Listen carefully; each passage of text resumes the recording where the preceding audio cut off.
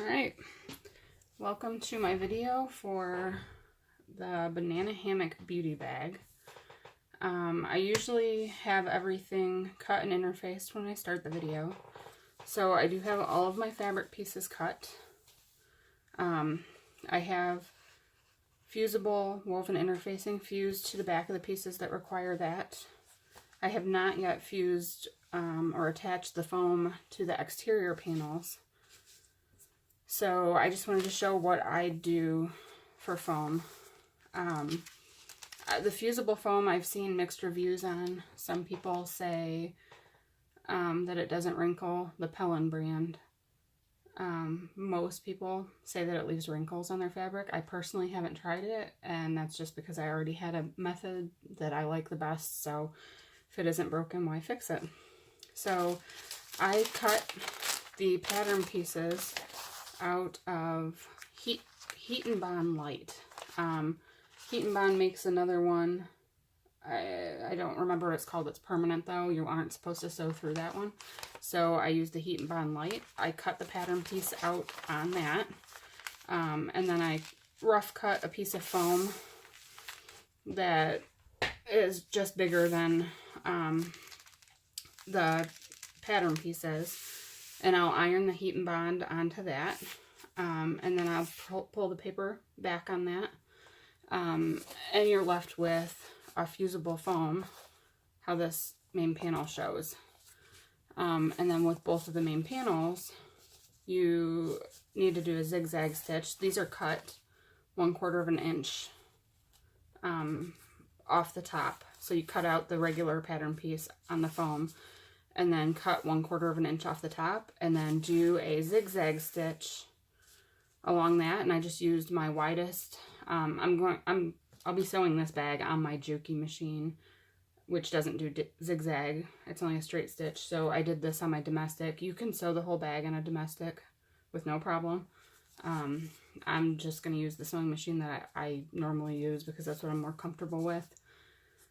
So I just do the zigzag stitch with like the widest, longest stitch length that's available for my zigzag. And that just compresses the foam so that it isn't as thick along the zipper. So I'm going to go iron this Heat and Bond onto my foam, cut that out, and then I'm going to fuse the foam pieces onto the back of each of my exterior main panels. It'll be 1/4 of an inch from the top, and then I'll also fuse the foam onto the exterior gusset. Which actually, let me show you this too. So for the exterior gusset, it is a cut on the fold piece. So if you have fabric that is directional, which I don't, but I only had a tiny piece left of this, and that's really what I wanted to use for the exterior gusset, what you would do is, let me grab my pattern piece.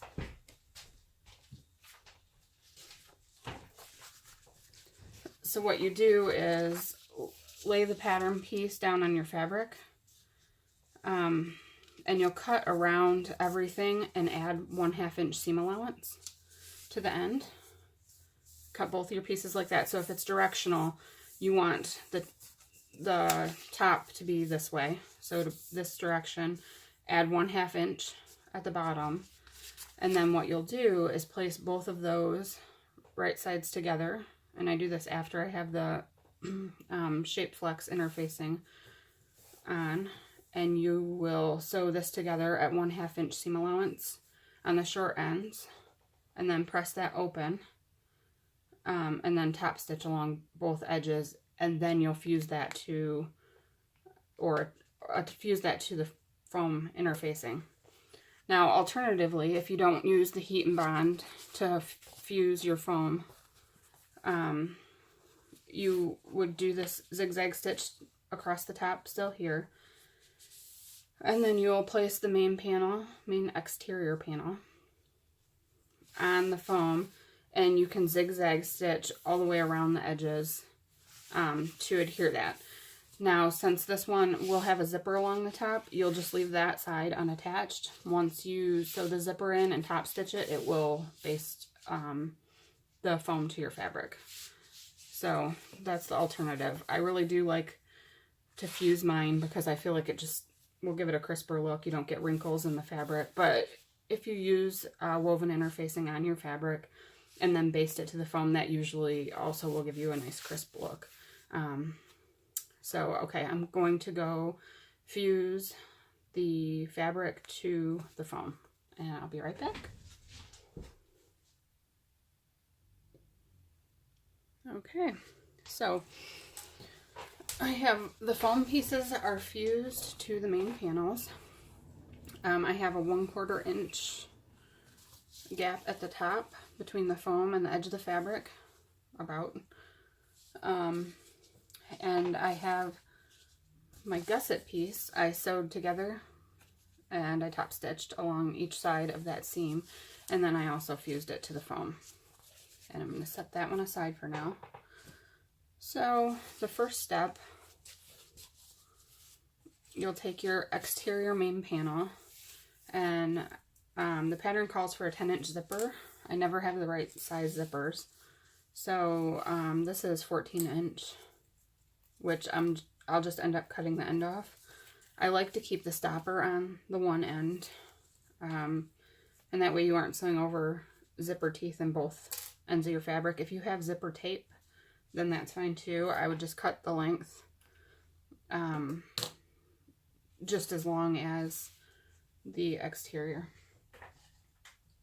So we put the zipper right side down, the zipper pull face down, and you'll clip the top edge of your main panel to one long straight edge of the zipper.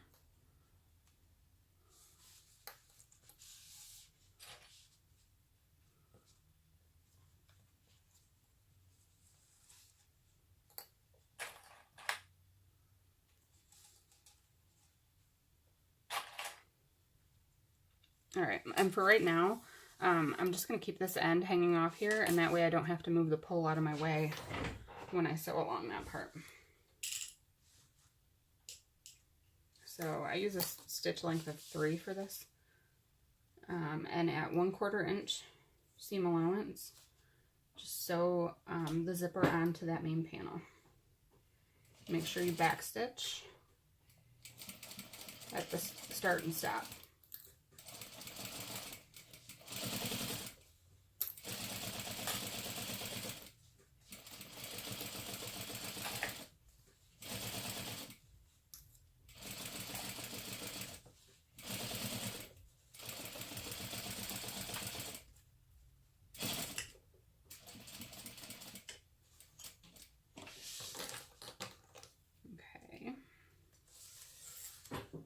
As always, I like to trim all my threads as I go. Alright, now you'll take one of your lining main panels. This fabric is a Cotton Solid, it's a name brand, like, oh, I don't remember which one it is. I mean, it wasn't cheap fabric, but it gets super wrinkly, so it's probably not the best choice, but color-wise it coordinates, so I'm using it. I'll keep this for myself. So now you place that right sides down with the main panel, the exterior main panel. Your zipper is sandwiched in between. And then just go ahead and clip that down.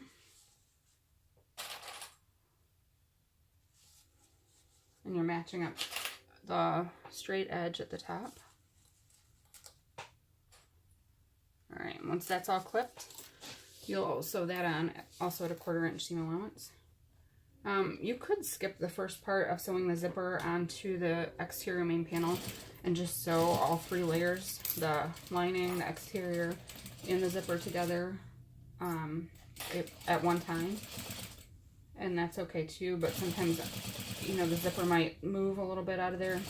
Just to keep everything nice and straight, it's easier to sew the zipper onto the exterior first and then add the lining. But I'll admit, sometimes I do just sew all 3 together.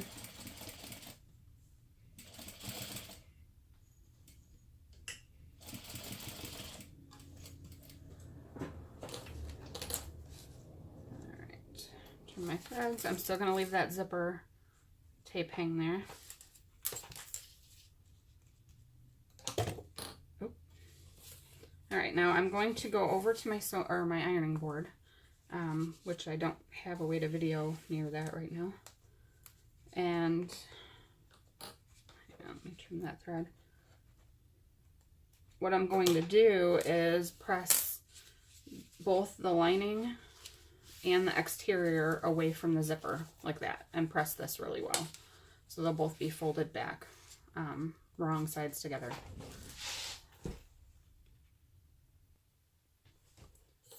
Okay. So I have both of those pressed away from the zipper. I increased my stitch length when I'm top stitching to a 4 if I'm top stitching on fabric. If it's like vinyl or leather, the highest my machine goes is 5, so that's what I use for that. If your machine goes higher, like a longer stitch length, even 6 or even 7 depending, could look better on vinyl or leather. So now at 1/8 of an inch, and if you can see this foot, let me see. You can see it. Okay, this foot that I use here is a narrow zipper foot. I found one, if you watch my video for the Consuela clutch, I found a narrow zipper foot that fits on my domestic machine too. I should put the link to that actually in the video comments. The narrow zipper foot's my favorite for either machine, hands down. I love it. I get a nice perfect 1/8 inch top stitch using it.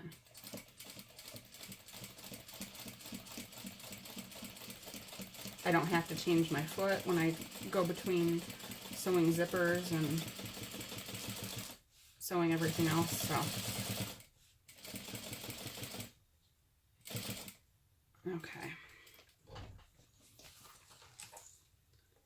So that top stitch is finished, and now we'll repeat this process with the other side of the zipper. So you'll press this face down, place this face down onto the right side of the other exterior main panel.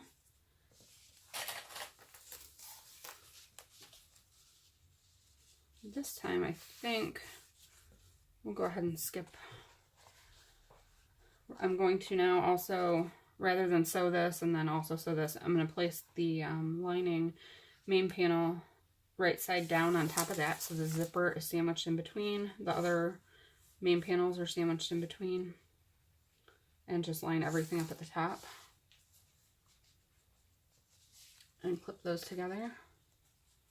I might have to actually stop the video and eat some lunch. I'm feeling a little shaky. This is my 3 cups of coffee that I've had this morning and haven't eaten yet, so.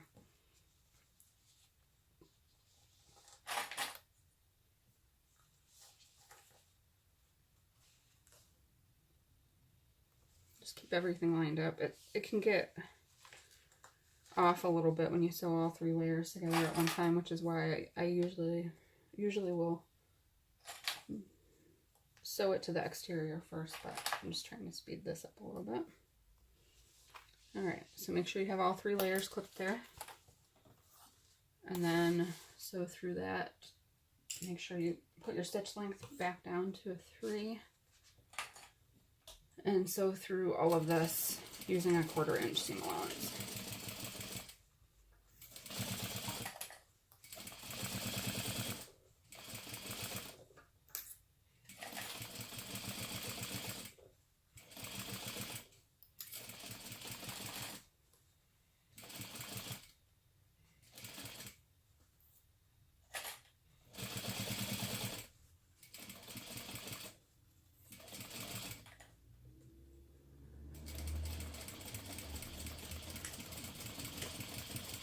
Always back stitch. Trim my threads. Alright, and now I'm going to press both of those panels away from the zipper as well, and then come back and top stitch on the other side. Alright, now to top stitch this side.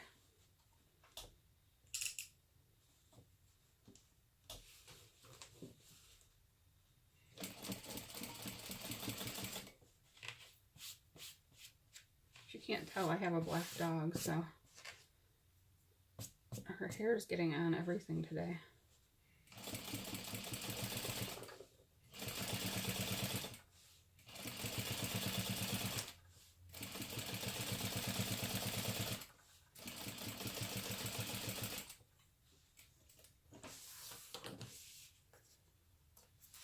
Alright, so now we have top stitched along each side of the zipper. Next, okay, step 6, we are going to make the tab. Now the purpose of the tab is that once you open your zipper, when you go to close it, you have something to hang on to, so you can easily close the zipper. So your tab should be 3 inches long, or well, it's 3 inches wide, I guess, by 2.5 inches long. And the finished zipper will be, or the finished tab will be 3/4 of an inch wide. So what we're going to do is press this in half, and I'll press to make a center crease. And then once that has a center crease, I'll bring both of these ends in towards the center, and I will press those, and then fold that in half and press that. So I'm going to do that at the sewing or at the ironing board, and then I'll be right back. Okay, normally I would switch over to like a matching thread, but I'm not going to, especially if this is for me. So I have everything folded. Finished size right now is 2.5 inches long and 3/4 of an inch wide. Your raw edges are in the center. Alright, and I'm going to top stitch along this side and then this side. And actually, just for the sake of not stopping, the raw ends will be inside the bag. I mean, they'll be enclosed, so I'm not going to stop. I'm just going to sew around the other end and then back up the other side. A couple less threads to cut.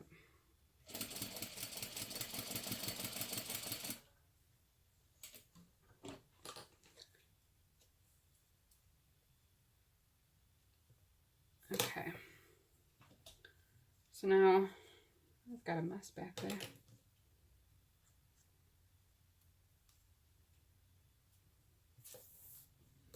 Okay, so now you'll press that in half like this and make a crease there. 1 second.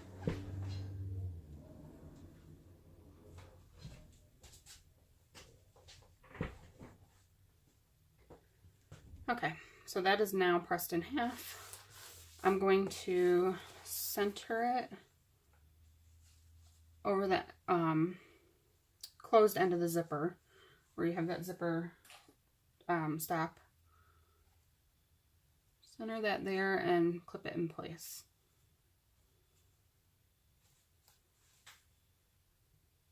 Okay, and now is actually a good time to trim the other end of the zipper off before we do this basting. So open your zipper up so that it's within between the main panels, and trim it off. And I always just use cheaper scissors for this. You don't want to nick up your good scissors cutting through a metal zipper, so. And just cut in between the teeth. Okay. Alright, and then when I top stitch around this, I'll baste the ends of the zipper together. Actually, I might do that right now so it doesn't get pulled apart, just to keep everything together right there. And you don't accidentally want to pull your pole off. You can put them back on, but why do it if you don't have to? So I'm just at 1/4 of an inch right now, and just when you sew over metal zipper teeth, just be careful. Hand crank over that part. You can get your needle usually to go down between the teeth. So yeah, really just be careful. And again, I'm using a stitch length of 4, so it's kind of easier to go over it a few times with a longer stitch length so you can miss those teeth.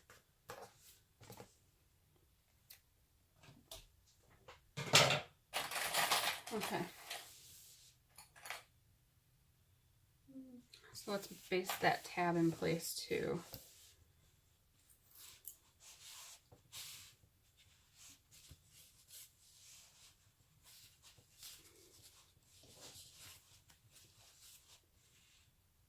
Make sure it stays centered over the zipper.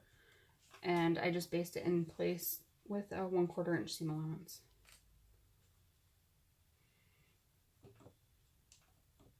Make sure I move it.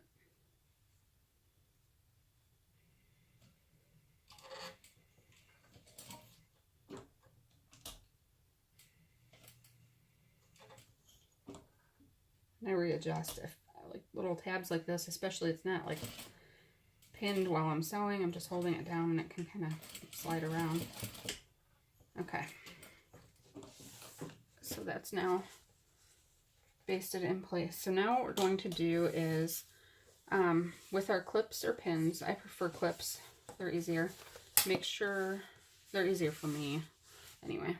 Make sure that your exterior and lining match up all the way around, all the raw edges, and we're just going to clip all the way around, and we're going to baste the lining to the exterior.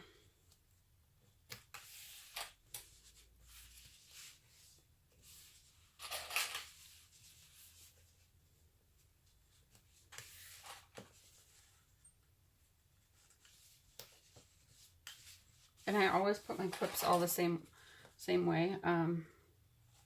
I think really they're meant to be that way. The clear part is flat. So whichever side I'll sew with facing down, I put the clear side on, and it just seems to slide nicer. And plus I like everything to be in the same direction.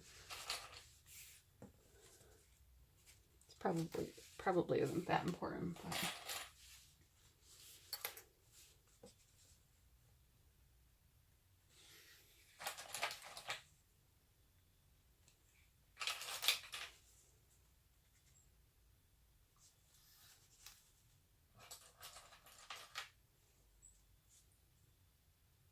also, if you don't have clips, the colored ones that I have were generic that I bought off Amazon.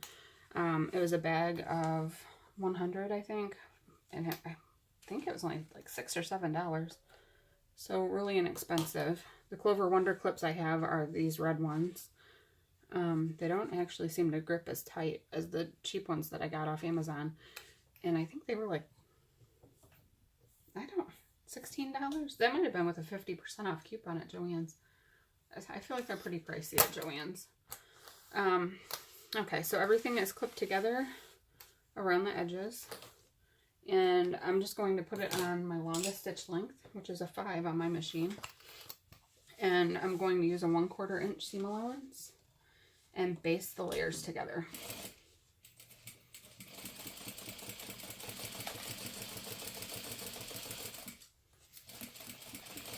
This doesn't have to be really perfect or look that great. I mean, it's basting stitches. It'll be hidden inside. But just try to do your best to keep it at a 1/4 inch because you don't want it to show on the outside of your bag when you get done.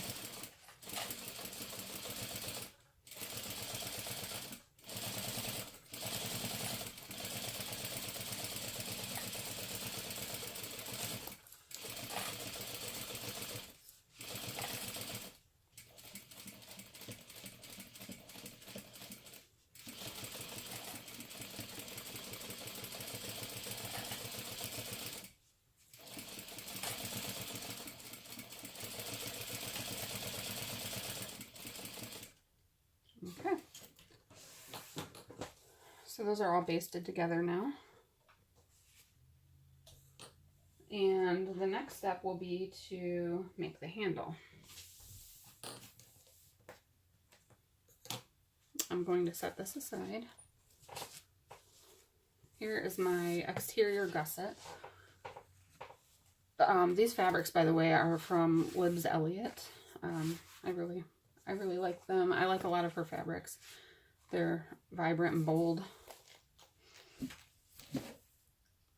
Okay, so here's my handle, and we'll make this just the same way that we made the tab. So you'll fold this in half and press a crease down the center, and then fold each long edge into that center crease and press those well, and then fold the whole thing in half and press that well. So let me go to the ironing board and do that, and I'll be right back. Okay, I have my handle folded. So now we'll top stitch along each of the long edges.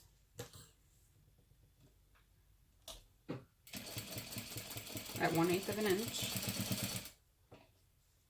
You can pin the folded side, the two folded edges together, or clip if you want to.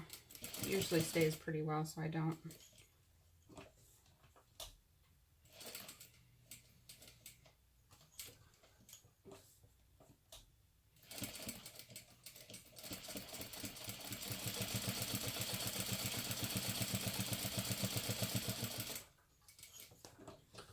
Okay, trim those threads, and now we need to baste this onto the gusset.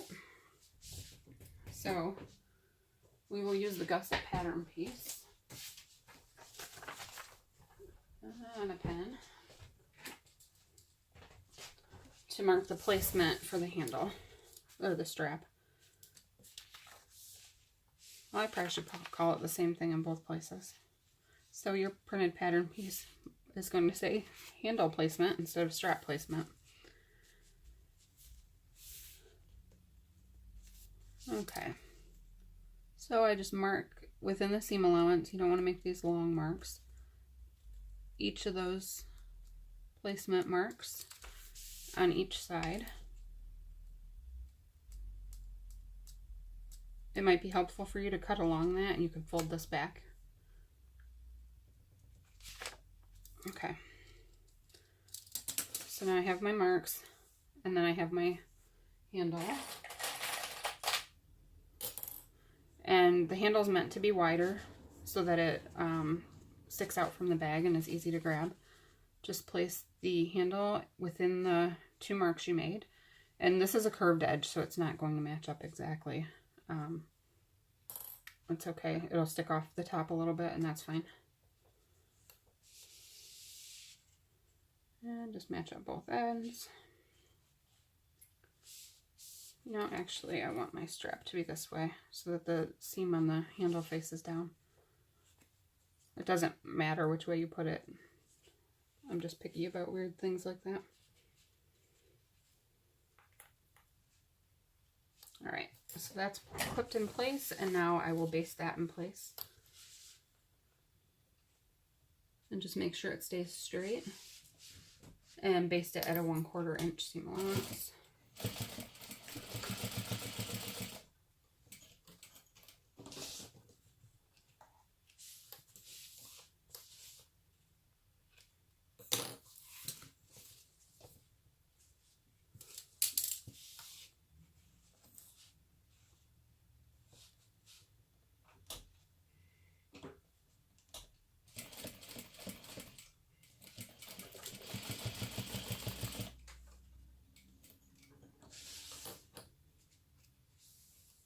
Okay, just double check to make sure it didn't move, that it's still within the marks you made. Okay, and now we will take the lining gusset panel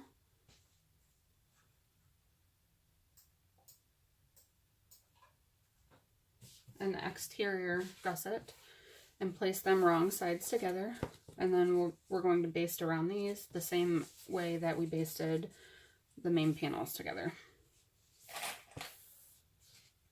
So I guess I like to clip it with the lining facing up, since it's thinner, you know, it could get missed, or it's just easier to make sure the lining is nice and smooth facing up. But then I do my actual sewing with the exterior facing up.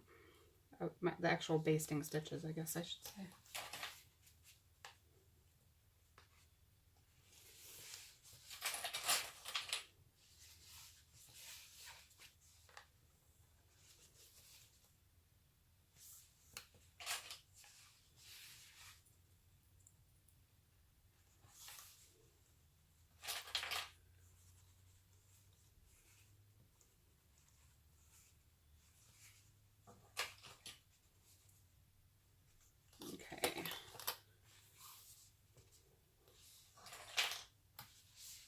Make sure everything's laying nice and flat. If it gets pulled a little bit, you can loosen the clips up to make sure that everything's nice and even.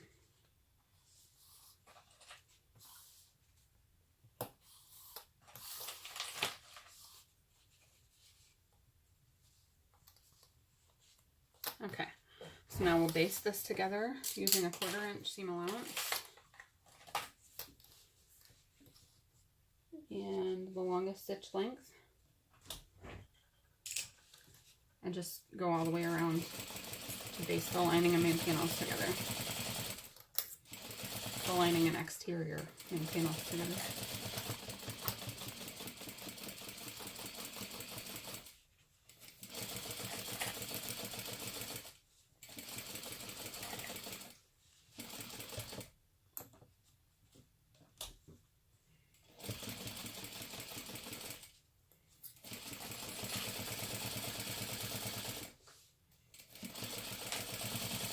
And again, I just try to stay at a 1/4 inch. It doesn't have to be super neat. This will be hidden. But, yeah. Just do your best to stay at a 1/4 inch. You don't want these stitches to show on the outside of your bag.